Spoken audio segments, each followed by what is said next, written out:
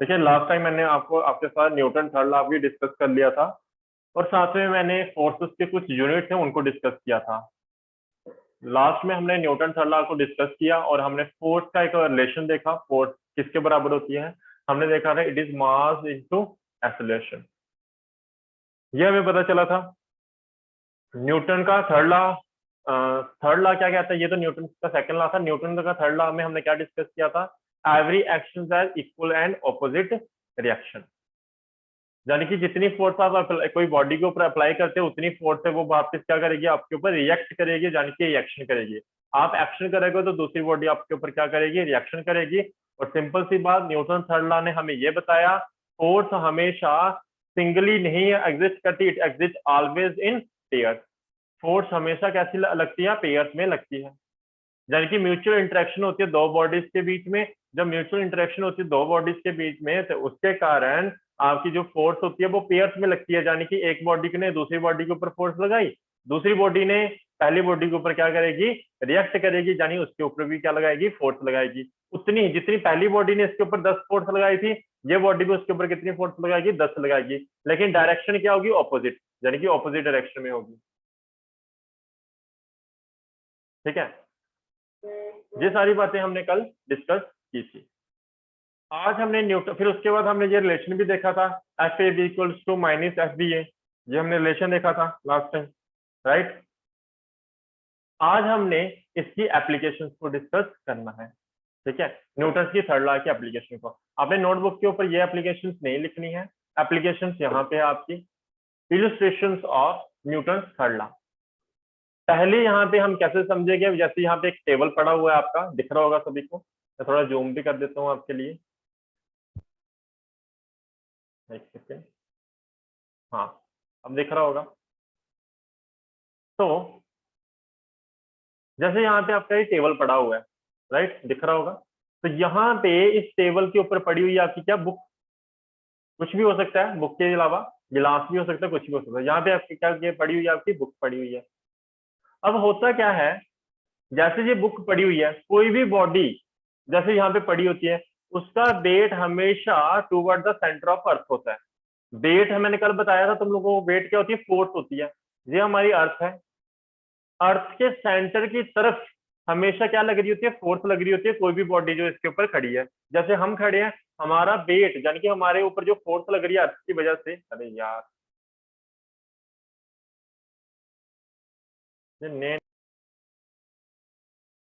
तो मैं सिंपल से क्या बात बता रहा हूँ आपको, जब भी कोई भी बॉडी होगी जो अर्थ के ऊपर होती है, चाहे आप है, चाहे टेबल है, चाहे कुछ भी है, तो उसके ऊपर हमेशा toward the earth, toward the centre of the अर्थ आपकी क्या लग रही होती है, फोर्स लग रही होती है।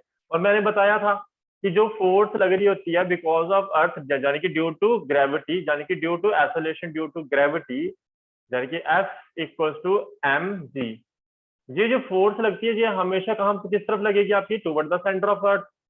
और ये toward the centre of earth इस तरह से समझो कि हमेशा जो फोर्स होगी it is always perpendicular to the surface of the earth. Earth के हमेशा क्या होगी, परपेंडिकुलर। आपने ये सर्कल जब पढ़ा होगा अपनी क्लासेस में, जो 10th क्लास में, तो वहां भी आपको बताया गया होगा कि आपका जो रेडियस या डायामीटर होता है, ये हमेशा क्या बनाता है, एंगल बनाता है किसके ऊपर, on the surface of the circle, जैसे स्फीयर। तो यहाँ पे जो फोर्स ऐसे सेंटर की तरफ लग रही है, जो एक किस्म का क्या बना रही है, 90 डिग्री एंगल बना रही है, यानी कि नॉर्मल है किसके, on the surface of the sphere. ये सारी बातें हमने आपको बताई। तो मैं आपको अल्टीमेटली बताना क्या चाहता हूँ, मैं ये बताना चाहता हूँ जब भी आप वेट की बात करोगे, कोई भी वेट का बात हो सकती है, जैसे ये बुक है, बुक का जो वेट करोगे, यानी कि वेट क्या होती है, फोर्स, मतलब कि इसके ऊपर क्या लग रही है, फोर्स, जो कि क्या होती है, एम जी। यानी कि जो वेट होगा इस बुक का वो किस तरफ होगा, नीचे की तरफ होगा, जो कि परपेंडिकुलर होगा हमारी अर्थ के। ध्यान रहे, मैं इसको बार बार बताता रहूंगा, आगे इनका यूज करना हमें। तो वेट यानी कि एम जी जो वेट होगा वो कैसे होगा, ऐसे नीचे होगा, बिल्कुल परपेंडिकुलर होगा हमारे अर्थ के। तो इस बुक का जो वेट है वो कैसे लग रहा है, परपेंडिकुलर लग रहा है हमारी अर्थ के। और ये क्या, ये टेबल के भी परपेंडिकुलर लग रहा है, नॉर्मल। और न्यूटन थर्ड लॉ के मुताबिक क्या होता है, आपकी ये बुक है जो टेबल के ऊपर फोर्स लगा रही है नीचे की तरफ, और न्यूटन के मुताबिक क्या करेगी, ये जो टेबल है, टेबल भी इसके ऊपर क्या करेगा, फोर्स लगाएगा ऑपोजिट डायरेक्शन में, उतनी ही जितनी क्या किसने लगाई, बुक ने लगाई। फॉर एग्जाम्पल 10 बुक ने फोर्स लगाई टेबल के ऊपर, तो आपका जो टेबल होगा ये भी 10 फोर्स लगाएगा किसके ऊपर, बुक के ऊपर, लेकिन ऑपोजिट डायरेक्शन में। इससे क्या होता है, ऊपर की तरफ भी फोर्स 10 लग रही है और नीचे की तरफ भी फोर्स 10 लग रही है, डायरेक्शन ऑपोजिट है तो फोर्स एक दूसरे को क्या कर देंगी, कैंसिल कर देंगी, इसलिए ये बुक आपकी यहीं पे खड़ी रहेगी, ये नीचे नहीं गिरेगी। अगर बाई चांस आपने यहाँ से टेबल को हटा दिया, टेबल को हटा दिया, अब दूसरी बॉडी तो है नहीं, न्यूटन थर्ड लॉ ने क्या बोला था, फोर्सेस तभी लगेंगी जब क्या होगा, दो बॉडीज के बीच में लगेंगी, दो बॉडी जब म्यूचुअली एक दूसरे के साथ क्या करती है, इंटरेक्ट करती है। अगर आपने टेबल को हटा दिया तो बुक नीचे गिरना शुरू हो जाएगी, क्यों, क्योंकि अर्थ इसको अपनी तरफ खींच रही होगी। जैसे सरफेस ऑफ अर्थ के कॉन्टेक्ट में आएगी तो ये बुक क्या करने लगेगी, अर्थ के ऊपर फोर्स लगा रही होगी, मान लीजिए 10 फोर्स लगा रही थी, और सरफेस ऑफ जो आपका अर्थ है वो भी क्या करेगा, ऊपर की तरफ इसको फोर्स लगाएगा, कितनी, 10, और वहां पे ये वापस क्या आ जाएगी, रेस्ट में आ जाएगी। तो कोई भी चीज जो रेस्ट में होती है वहां पे क्यों खड़ी रहती है, उसका रीजन यही है, न्यूटन थर्ड लॉ के मुताबिक वो चीज क्या कर रही होती है, दूसरी बॉडी के ऊपर क्या कर रही होती है, फोर्स लगा रही होती है, बिल्कुल ऑपोजिट डायरेक्शन में रिएक्शन हो रही होती है। बुक क्या कर रही थी, इसके ऊपर एक्शन कर रही थी, और टेबल ने इसके ऊपर क्या किया, रिएक्शन किया, तो इसके कारण ये बुक यहाँ पे क्या रही, रेस्ट में रही। तो यहाँ पे ये पहली एग्जांपल आपकी यही हो जाएगी, book kept on the table, table के ऊपर जो बुक रही होती है, जो मैंने बात समझाई यहाँ पे, वहां यहाँ पे वही लिखा हुआ है इंग्लिश, ये आपने रीड करना है। दूसरी एग्जांपल है वॉकिंग। वॉकिंग याद करो, जब मैंने आपको वेक्टर्स पढ़ाया था वहां पे मैंने एक एग्जांपल करवाई थी, ऐसे करके, ये आपका ग्राउंड है, यहाँ पे ये आपका फिट है, इस तरह से मैं रफली बना रहा हूँ अभी समझाने के लिए, ये आपका फिट है, और मैंने बोला था जब ये पर्सन चलता है तो नीचे की तरफ ऐसे करके फोर्स लगाता था, बताया था कि नहीं बताया था, ग्राउंड के ऊपर कितनी फोर्स लगाई इसने, force F. Due to Newton third law ये अर्थ भी इस पाँव के ऊपर क्या करती है, फोर्स लगाती है इस डायरेक्शन में, जिसको हम बोलते हैं क्या, रिएक्शन। एक्शन का क्या हुआ, रिएक्शन हुआ। जितनी फोर्स ये इस तरफ लगाएगा उतनी अर्थ इस तरफ फोर्स लगाएगी। अगर ये हमारे पाँव ने यहाँ पे एंगल कितनी बनाई है, थीटा, यहाँ पे ये कितनी एंगल बनेगी, थीटा, वर्टिकल ऑपोजिट एंगल का कॉन्सेप्ट। फिर हमने इस दो कंपोनेंट को रिजॉल्व किया था, एक कंपोनेंट हमारा ये बना था, दूसरा रेक्टेंगुलर कंपोनेंट हमारा ये बना था। रेक्टेंगुलर कंपोनेंट की रेजोल्यूशन करना सिखाया हुआ मैंने। तो यहाँ पे इसका नाम क्या हो जाता है, जिसके साथ एंगल हो वो हो जाएगा आर कॉस थीटा, जिसके साथ एंगल नहीं हो तो उसका नाम क्या हो जाता है, आर साइन थीटा। और मैंने बताया था ये आर कॉस थीटा रिस्पॉन्सिबल होता है हमें आगे लेके जाने के लिए, और आर साइन थीटा रिस्पॉन्सिबल होता है हमें क्या करने के लिए, सीधा स्ट्रेट रखने के लिए। ये बातें बताई हुई है मैंने। तो हमें यहाँ पे इतनी सी बात समझनी है, जब हम चल रहे होते हैं, जब हम वॉक कर रहे होते हैं, तो जब हम ग्राउंड के ऊपर अपने पाँव के साथ, अपने फिट के साथ फोर्स लगाते हैं, बिकॉज ऑफ दैट फोर्स एक वहां पे क्या होती है, रिएक्शन होती है। तो यहाँ पे मैं जितनी बातें समझाई हुई है पहले की, यहाँ पे वही है, मैं एक बार बता देता हूँ, रीड कर देता हूँ आपके लिए, देखिए। while walking a person press the ground in backward direction, पीछे की तरफ उसको प्रेस करता है, यानी कि एक्शन करता है, by his feet, अपने पाँव के साथ। the ground pushes the person in forward direction, ground क्या करता है उसको फॉरवर्ड डायरेक्शन की तरफ क्या करता है, उसको फोर्स करता है, फोर्स लगाता है विद एन इक्वल फोर्स, बताया था मैंने अभी, जिसको हम क्या बोलते हैं, रिएक्शन बोलते हैं। The component of the reaction in horizontal direction, जो इस तरफ था cos थीटा वाला, वो रिस्पॉन्सिबल होता है क्या करने के लिए, तो क्या बोला मैंने, the component reaction in horizontal direction makes the person move forward, person क्या करता है उसके कारण आगे चलता है। और दूसरा, यहाँ पे उसकी लिखने की जरूरत नहीं पड़ी, लेकिन मैंने जब वेक्टर्स पढ़ाया था तब समझाया था। और जो हॉरिजॉन्टल कंपोनेंट होता है आर साइन थीटा वाला, वो रिस्पॉन्सिबल होता है हमें क्या करने के लिए, सीधा खड़ा रखने के लिए। ये बातें मैंने आपको बताई हुई है। नेक्स्ट देख लो, स्विमिंग वाला केस, सेम हुई। जब हम स्विमिंग करते हैं तो हम अपने हाथों से पानी को पीछे की तरफ धकेलते हैं पकड़ के, है ना, स्विम, हम अपने हाथ और पाँव हिलाते हैं ना, हाथ क्यों हिला देते हैं, पहले आगे करते हैं हाथ, फिर पीछे अपने हाथ से पानी को पीछे की तरफ धक्का लगाते हैं। पानी को जैसे हमने पीछे की तरफ धक्का लगाया तो पानी भी हमारे ऊपर रिएक्शन करेगा, तो पानी हमें धक्का लगाता है आगे की तरफ और हमें आगे धकेलता है। हम पानी को पीछे फोर्स लगा रहे होते हैं और एक्शन करता है हमारा वाटर हमारे ऊपर, और हमें कहाँ ले जाता है, आगे की तरफ ले जाता है, और ये प्रोसेस चलता रहता है। तो वहां पे भी क्या लग रहा है आपका, न्यूटन थर्ड लॉ लग रहा है। The swimmer push the water backward, यानी कि एक्शन किया, जो स्विमर है, जो आप हो, पानी को क्या करते हो, पीछे की तरफ क्या करते हो, फोर्स लगाते हो, पीछे की तरफ क्या करते हो, पानी को पुश करते हो, यानी कि एक्शन करते हो। और वाटर क्या करता है, पुश करता है स्विमर को फॉरवर्ड डायरेक्शन में जाने की रिएक्शन करता है with same force, hence the swimmer swim. ऐसे ही firing from the gun, gun से जब आप फायर करते हो, आपने नोटिस किया होगा जब बड़े बड़े लॉन्च किए जाते हैं मिसाइल्स, रॉकेट लॉन्च किए जाते हैं, जहां आपने मूवीज में देखा होगा रॉकेट लॉन्चर जो होते हैं कंधे पे रख के लॉन्च किया जाता है, तो वहां पे देखा होगा जब फायर किया जाता है गन के साथ, जैसे बुलेट आगे की तरफ निकलती है और जो गन होती है उसको पीछे की तरफ जर्क फील होता है, पीछे की तरफ जाती है वो। ऐसा क्यों? ये गन है आपकी, इसके अंदर से बुलेट निकली, उसको फोर्स आगे की तरफ लगी, और ये बुलेट भी क्या करती है, इस गन के ऊपर फोर्स लगाती है, क्या रिएक्शन करती है। गन ने क्या किया, इसके ऊपर एक्शन किया, गन ने इसकी तरफ क्या किया, बुलेट के ऊपर एक्शन किया, वो आगे की तरफ गई, और बुलेट ने क्या किया, गन के ऊपर रिएक्शन करेगी पीछे की तरफ, और हमारी गन को भी क्या लगता है, पीछे की तरफ धक्का फील होता है, जर्क फील होता है पीछे की तरफ। ये सारी एग्जांपल है आपके न्यूटन की थर्ड लॉ की। इसमें से आप सारी एक बार रीड कर लेना, जितने भी यहाँ पे एग्जांपल्स लिखी हुई हैं आप अपने हाथ पे रीड कर लेना, जो समझ नहीं आएगी पूछ लेना, समझने वाला क्या, सारी की सारी सेम है। और इनमें से एटलीस्ट आपने 4 एग्जांपल्स लिखनी ही लिखनी है अपनी नोटबुक के ऊपर, कोई भी 4 लिख सकते हो, ठीक है। ये वाला लिख लेना, ये वाला लिख लेना, स्विमिंग वाला लिख लेना, ये वाला लिख लेना, 4 लिख लेना कोई भी, ठीक है। तो रीड सारी करनी है, जो एग्जाम्पल आपको समझ नहीं आएगी और वो मुझे पूछ लेना, ठीक है। बाकी सभी में सेम ही काम होता है, रबड़ की बॉल है, उसको नीचे मारते हो तो क्या होती है, वो वापस चली जाती है ऊपर, क्यों, बॉल ने ग्राउंड के ऊपर वर्क एक्शन किया होगा, तो ग्राउंड ने फिर बॉल के ऊपर क्या करेगा, रिएक्शन करेगा। इस तरह से ये प्रोसेस चलता है। मुझे एक बार सारे कंफर्म करके बता दो अप टू हियर सभी को। देखो आगे हमने अब तक 3 लॉज पढ़ लिए हैं जो कि हैवी न्यूटन के, न्यूटन लॉज ऑफ मोशन के 3 लॉज हैं, Newton first law, Newton second law, Newton third law.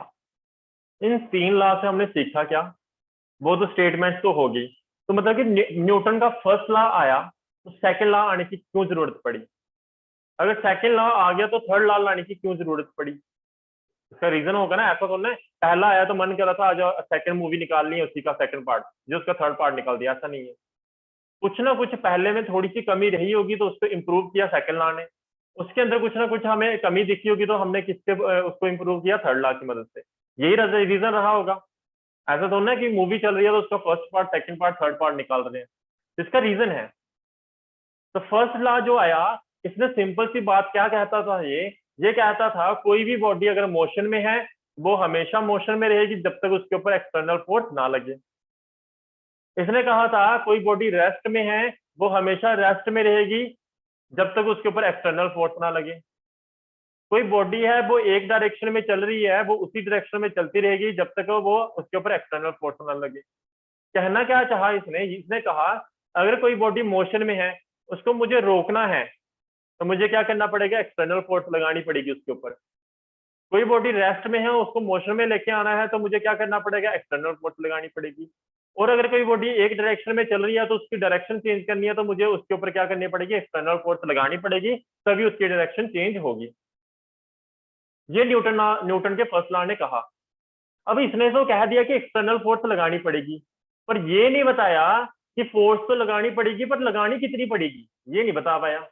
कौन, न्यूटन फर्स्ट लॉ। फिर इसी को इंप्रूव करके हमारे सामने आया न्यूटन का सेकंड लॉ। न्यूटन के सेकंड लॉ भी उसी का इंप्रूवमेंट थी, ये तो पता चल चुका था भाई कोई भी चीज का आपको स्टेट को चेंज करना हो तो फोर्स लगानी पड़ती है। इसने कहा कोई चीज की अगर हमें स्टेट चेंज करनी है तो हमें उसके ऊपर फोर्स कितनी लगानी पड़ेगी, F इक्वल्स टू एम में। किसने बताया, न्यूटन के सेकंड लॉ ने। समझ आई होगी बात। तो Newton first law of motion define only external force, इसने सिर्फ डिफाइन किया क्या, किसके बारे में, एक्सटर्नल फोर्स के बारे में, कि एक्सटर्नल फोर्स लगानी पड़ती है। Newton second law of motion ने एस्टैब्लिश किया relationship between external force on the body and it's acceleration. External force और एक्सेलरेशन के बीच में रिलेशनशिप एस्टैब्लिश किया। पढ़ा था ना हमने, कोई बॉडी मूव कर रही है वो एक्सेलरेट तभी करेगी अगर उसके ऊपर क्या लग रही होगी, एक्सटर्नल फोर्स लग रही होगी। एक्सेलरेट कर रही होगी मतलब क्या, टाइम के साथ उसकी वेलोसिटी चेंज हो रही होगी। टाइम के साथ उसकी वेलोसिटी तभी चेंज होगी अगर आप उसके ऊपर एक्सटर्नल फोर्स लगाओगे, अदरवाइज वो एक ही वेलोसिटी से मूव करती रहेगी कांस्टेंट वेलोसिटी के साथ। समझ आ रही होगी बात। ये किसने हमें बताया, न्यूटन के सेकंड लॉ ने। तो Newton second law motion establish relationship between the external force on the body and it's establish. यहां तक तो बात तो खत्म हो गई थी, फोर्स भी पता चल गई। अब थर्ड लॉ ने हमें बताया कि ये फोर्स ओरिजिनेट कैसे होती है। इसने बताया कि फोर्स ऐसे अपनी मर्जी से ओरिजिनेट नहीं होगी, ये हमेशा जब दो बॉडी एक दूसरे के साथ म्यूचुअल इंटरेक्शन करती हैं तब फोर्स एग्जिस्ट करती है आपकी। फोर्स अकेली एग्जिस्ट नहीं करेगी, फोर्स हमेशा कैसे एग्जिस्ट करेगी, पेयर में एग्जिस्ट करेगी। किसने बताया हमें? न्यूटन के थर्ड लॉ ने। ये तो कहा था कि भाई every action and equivalent reaction. याद करो जब मैंने न्यूटन का थर्ड लॉ शुरू किया, मैंने स्टार्टिंग में ही आपको बताया था न्यूटन का थर्ड लॉ ने एग्जैक्टली हमें बताया क्या है कि जो एक्सटर्नल फोर्स होती है वो हमेशा एग्जिस्ट करती है पेयर में। पेयर में कैसे? आप एक्शन करते हो, एक और फोर्स लगती है ऑपोजिट डायरेक्शन में, जिसको हम बोलते हैं रिएक्शन। तो मतलब कि हमेशा फोर्स कैसे एग्जिस्ट करेगी? पेयर में। आप एक्शन करोगे तो उसका क्या होगा? रिएक्शन होगा। किसने बोला हमें? थर्ड लॉ ने। ये सीक्वेंस था इसके न्यूटन के लॉज का, न्यूटन लॉज ऑफ मोशन पूरा नाम है इसका। उम्मीद करता हूं ये सारी बातें आपको समझ आई होंगी अगर किसी को पढ़े हुए हैं। नेक्स्ट है आपका इम्पल्स। इम्पल्स क्या होती है? देखो इम्पल्स सिंपल सा नाम पता चल रहा है कि ऐसे झटका लगेगा आपको कोई चीज का। कैसे? देखिए, it is the impact of average force acting for a short interval of time. जैसे आपके फॉर एग्जाम्पल आप क्या करते हो, एक बॉल को कैच करते हो, ये आपका हाथ है, आपकी तरफ एक बॉल आ रही है। जब आप उसको कैच करोगे अपने हैंड से, अपने हाथ से, तो वो बॉल आपके हाथ को टच करेगी। आपके बात हाथ को क्या करेगी? टच करेगी। जैसे वो कांटेक्ट में आएगी, अगर आपने उसको कैच को नहीं पकड़ा तो क्या होगा? वो हाथ आपके हाथ के साथ स्ट्राइक करके वापिस चली जाएगी। तो ये जो बॉल आ रही थी आपके हाथ के पास, ये ऐसा थोड़ा ना कि आपके हाथ के साथ चिपकी रही, आपके हाथ के साथ अटैच तो ना रही। जब आपके तरफ किसी ने बॉल फेंकी, आपकी लेग को जाके बॉल लगी, और जो लेग के साथ जो बॉल लगेगी तो ऐसा तो ना उसके आपकी लेग के साथ ये बॉल अटैच हो जाएगी। ये थोड़ी देर के लिए कॉन्टेक्ट में आएगी, जबकि कितने टाइम के लिए आएगी? शॉर्ट इंटरवल ऑफ टाइम के लिए आएगी कॉन्टेक्ट में। कोई दीवार की तरफ आपने कोई बॉल को मारा, जबकि स्ट्राइक किया, जैसे उसके साथ स्ट्राइक करेगी, स्ट्राइक करने के बाद उसी समय वापिस से गिर जाएगी, वापिस आ जाएगी। तो ये थोड़ी देर के लिए इसके कॉन्टेक्ट में आई है, तो यानी कि इसने थोड़ी देर के लिए इस बॉल के ऊपर क्या लगाई है? फोर्स लगाई है। समझ आ रही हो की बात? कितने टाइम के लिए? शॉर्ट इंटरवल ऑफ टाइम के लिए।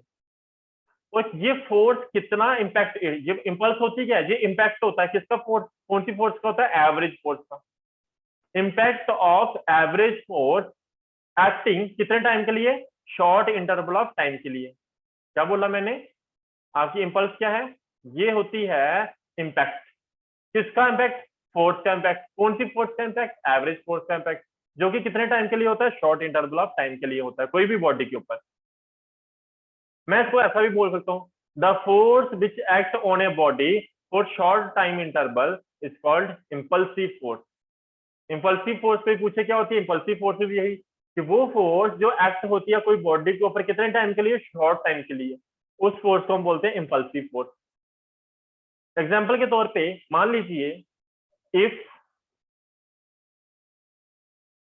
एफ ए बी आपकी क्या है? Average force. क्या है आपकी? एवरेज फोर्स किसके ऊपर लग रही है? कितने टाइम के लिए लग रही है? शॉर्ट इंटरवल ऑफ टाइम के लिए। मैंने क्या बोला? अगर एफ ए बी आपकी क्या है? एवरेज फोर्स है, जो कोई बॉडी के ऊपर लग रही है कितने टाइम के लिए? शॉर्ट इंटरवल ऑफ टाइम के लिए। इम्पल्स को हम लिखते हैं कैपिटल आई के साथ। तो इम्पल्स किसके बराबर हो जाएगी? I will be equal to average force into short interval of time. Short interval जो कि थोड़ा टाइम है, तो थोड़े टाइम को मैं किसके साथ लिखूंगा? डेल्टा टी के साथ लिखूंगा। मैंने बताया हुआ है डेल्टा टी यूज करते हैं हम लोग, जब भी कोई छोटी चीज को दिखाना हो तो हम डेल्टा यूज करते हैं। इम्पल्स का हमारे पास फॉर्मूला क्या हो जाएगा? Impulse is equal to product of average force and short interval of time. अब मैं आपको यूनिट पूछूं इम्पल्स का, तो यूनिट क्या हो जाएगा? इम्पल्स का फोर्स का यूनिट क्या होता है? न्यूटन। टाइम का यूनिट क्या होता है? सेकंड। तो क्या यूनिट हो जाएगा इसका? न्यूटन सेकंड हो जाएगा। फोर्स का एक और यूनिट आपको पता होगा क्या होता है? KG, metre second inverse square, यही होता है फोर्स का। इंटू क्या है टाइम, टाइम का क्या होता है सेकंड, इसकी पावर -1 है, इसकी पावर कितनी है 1 है, तो -2 + 1 करेंगे तो क्या होगा केजी मीटर सेकंड इनवर्स हो जाएगा। ये यूनिट होगा इम्पल्स का, एक यूनिट ये है आपका इम्पल्स का, और सीजीएस की फॉर्म में क्या हो जाएगा ग्राम सेंटीमीटर सेकंड इनवर्स हो जाएगा। इम्पल्स कौन सी क्वांटिटी है, it is a vector quantity. कैसी क्वांटिटी होती है ये, वेक्टर क्वांटिटी होती है। इसकी डायरेक्शन सेम उस डायरेक्शन में होगी जिस तरफ आपकी क्या लग रही है फोर्स लग रही है। अगर वेक्टर क्वांटिटी है तो इम्पल्स की डायरेक्शन भी होगी, और इम्पल्स की डायरेक्शन उसी डायरेक्शन में होगी जिस डायरेक्शन में आपकी एवरेज फोर्स लग रही है। इस direction, its direction is same as that of direction of force. Unit वगैरह मैंने समझा दिया। ऐसा यूनिट क्या है न्यूटन सेकंड, यहाँ पे सेकंड लिख लेना, करेक्शन यहाँ पे। तो यूनिट क्या होगा इसका न्यूटन सेकंड होगा। सीजीएस यूनिट क्या होगा डाइन सेकंड होगा, यहाँ पे सेकंड लिखना है साथ में, यहाँ पे साइड पे लिख देता हूँ डाइन सेकंड। और ये भी होता है केजी मीटर सेकंड इनवर्स, अभी बताया था कैसे। और डायमेंशनल फॉर्मूला भी लिख सकते हो, क्या होगा केजी है तो m1 हो जाएगा, मीटर है तो L1 हो जाएगा, सेकंड इनवर्स है तो क्या हो जाएगा T-1 हो जाएगा। ये हो गया आपका डायमेंशनल फॉर्मूला। हमें एक और इसकी डेरिवेशन करेंगे, एक और इसकी फॉर्म देखेंगे, एक और उसी से हमारी स्टेटमेंट बनेगी। वो कैसे, हमें पता है F is directly proportional to क्या होता है dp/dt according to Newton second law, यानी कि rate of change of linear momentum is directly proportional to force. ये पढ़ा हुआ हमने। प्रोपोर्शनलिटी साइन को हटाएंगे तो क्या हो जाएगा F इक्वल टू dp/dt हो जाएगा। कांस्टेंट जो होगा हम क्या लेते हैं 1 लेते हैं, मैंने बताया था आपको। तो यहाँ पे F इक्वल टू क्या होगा dp/dt, dt को दूसरी तरफ भेज दो, क्या हो जाएगा F dt इक्वल टू किसके बराबर हो जाएगा dp के बराबर हो जाएगा। ये आपका थोड़ा सा लीनियर मोमेंटम है। टोटल लीनियर मोमेंटम निकालना होगा तो क्या करना पड़ेगा इंटीग्रेट करना पड़ेगा, बताया हुआ मैंने। जब टोटल चीज निकालनी हो थोड़े से तो आप इंटीग्रेट करते हो, integrating both side with in limit. तो कैसे करोगे, जब टाइम कितना था 0 और बाद में टाइम कितना हो गया t, F D T.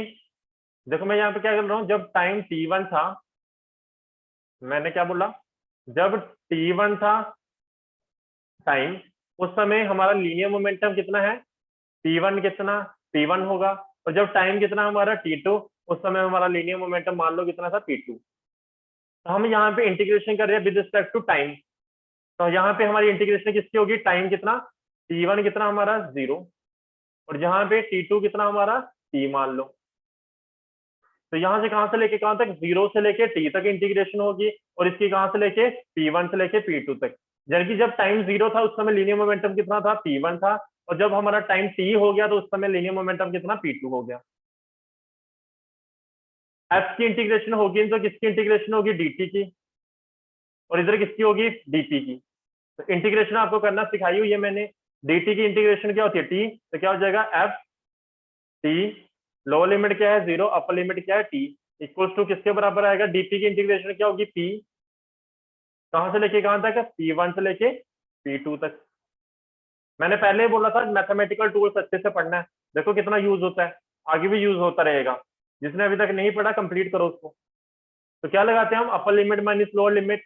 Upper limit क्या है t, लोअर लिमिट क्या है 0, t-0 हो जाएगा, इक्वल टू अपर लिमिट क्या है आपकी p2 माइनस लोअर क्या होती है लोअर लिमिट, तो क्या हो जाएगा -p1। ब्रैकेट्स को ओपन कर दो तो क्या आ जाएगा आपका f into T equal to किसके बराबर आएगा p2 माइनस p1 आएगा। f इंटू टी क्या होता है आपका, अभी बताया था मैंने, इंपल्स होता है, तो i किसके बराबर हो जाएगा p2 माइनस p1 हो जाएगा। यानी कि f इंटू टी क्या बताया मैंने, i होता है, यानी कि इंपल्स किसके बराबर p2 माइनस p1।